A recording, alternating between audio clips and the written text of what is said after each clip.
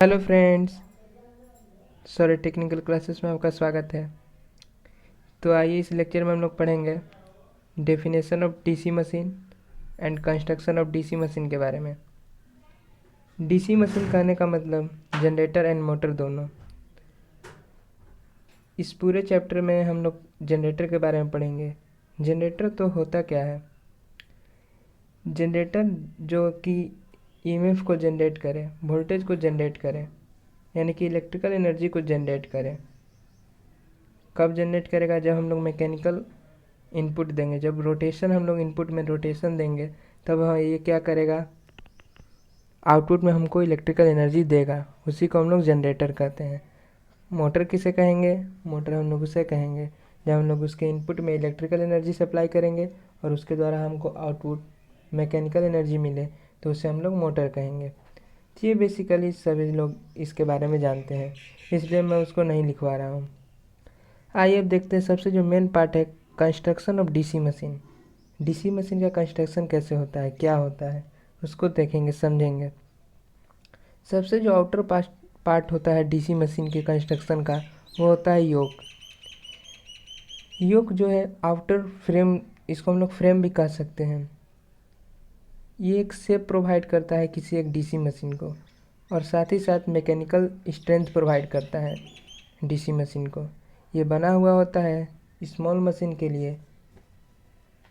ये जो योक होता है वो स्मॉल मशीन के लिए कास्ट आयरन से बना होता है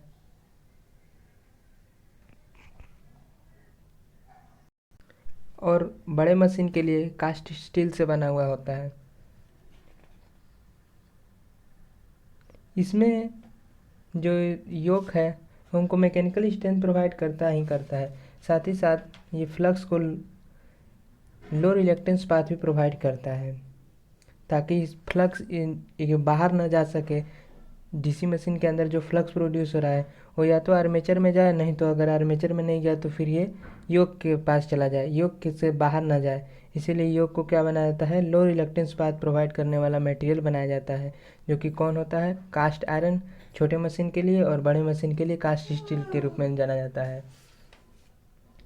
अब हम लोग देखेंगे इसके बाद नेक्स्ट, योक का पार्ट खत्म हुआ। योक के नीचे हम लोग देख रहे हैं यहाँ पर पोल बना हुआ है जिस पर हम लोग वाइंडिंग किए हुए हैं। पोल दो टाइप का होता है, पहला मेन पोल और दूसरा इंटर पोल। अब मेन पोल में भी दो पार्ट होता है, पोल कोर और पोल शू। पोल कोर और पोल शू दोनों को जोड़ा जाता है, जिसके द्वारा उसे हम लोग काउंटर सैंक स्क्रू कहते हैं। एक इम्पोर्टेंट क्वेश्चन है, पोल कोर एंड पोल शू को किससे जोड़ा जाता है, काउंटर सैंक स्क्रू से। और जो पोल कोर होता है उसी पर हम लोग वाइंडिंग करते हैं और पोल कोर को कभी हम लोग लैमिनेट नहीं करते, केवल पोल शू को हम लोग लैमिनेट करते हैं। और अब आगे देखते हैं, जैसे देखिए यहाँ पर दिया हुआ है मेन पोल का डिजाइनिंग बनाया हुआ है। मेन पोल दो पार्ट का होता है, दो पार्ट से बना हुआ रहता है, पहला पोल कोर एंड दूसरा पोल शू।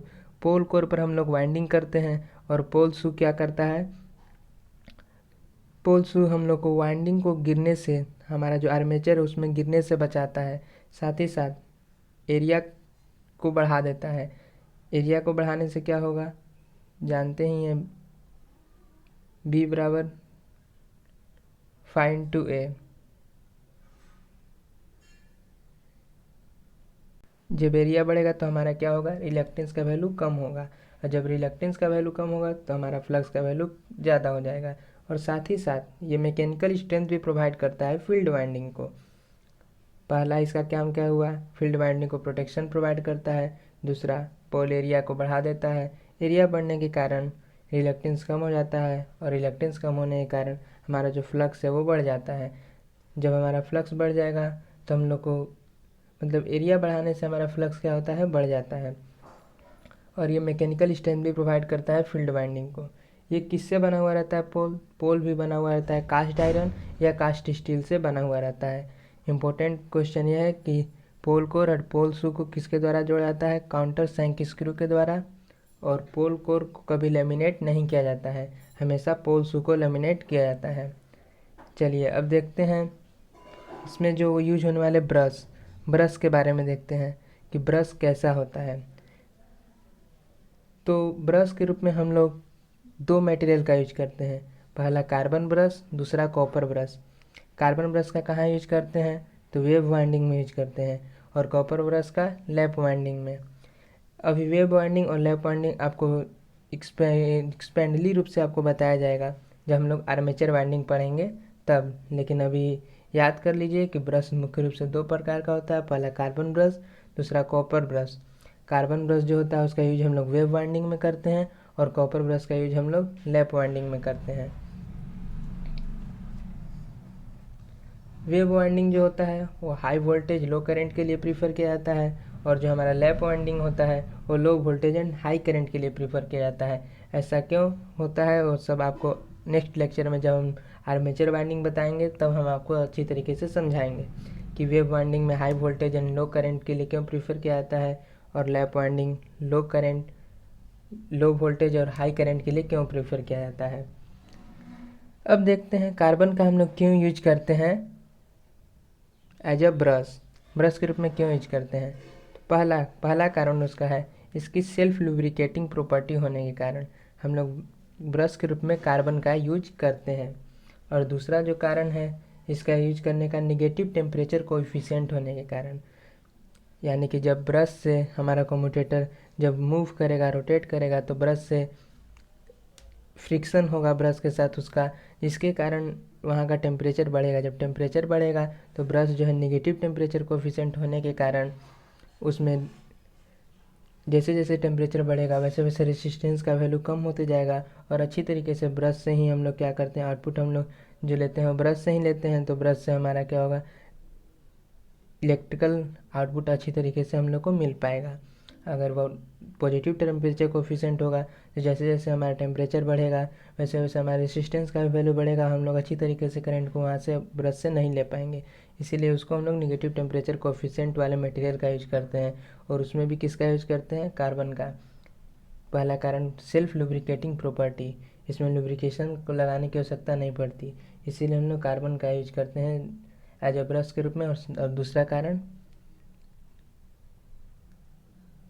Negative temperature coefficient. अब देखते हैं बड़ा बड़ा जो मशीन होता है उसमें जो ब्रशेस होती है किससे बनी होती है, मेटल के ग्रेफाइट और इलेक्ट्रोग्रेफाइट से भी बनी होती है। कार्बन का ही एलोट्रोप्स है, कौन, ग्रेफाइट। तो बड़े बड़े जो मशीन होती है उसमें जो ब्रशेस बनी हुई होती है किससे बनी होती है, ग्रेफाइट से बनी होती है।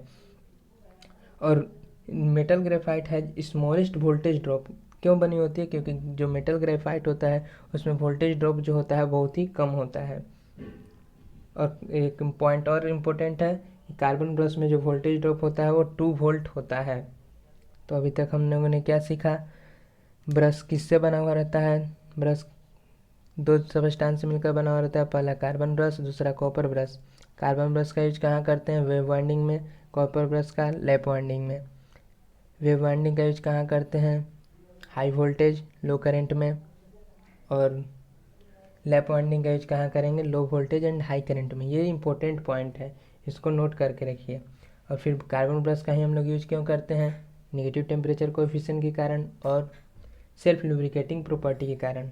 बड़े बड़े मशीन में हम लोग एज अ ब्रश ग्रेफाइट का यूज करते हैं क्योंकि इसमें वोल्टेज ड्रॉप बहुत ही कम होता है। और इम्पोर्टेंट पॉइंट ये भी है कि कार्बन में कितना वोल्टेज ड्रॉप होता है, एज अ ब्रश के रूप में जब हम कार्बन का यूज करते हैं तब 2 वोल्ट होता है। तो आज हम लोगों ने मुख्य रूप से 2 इम्पोर्टेंट पार्ट को सीखा, 3 इम्पोर्टेंट पार्ट को सीखा कंस्ट्रक्शन में।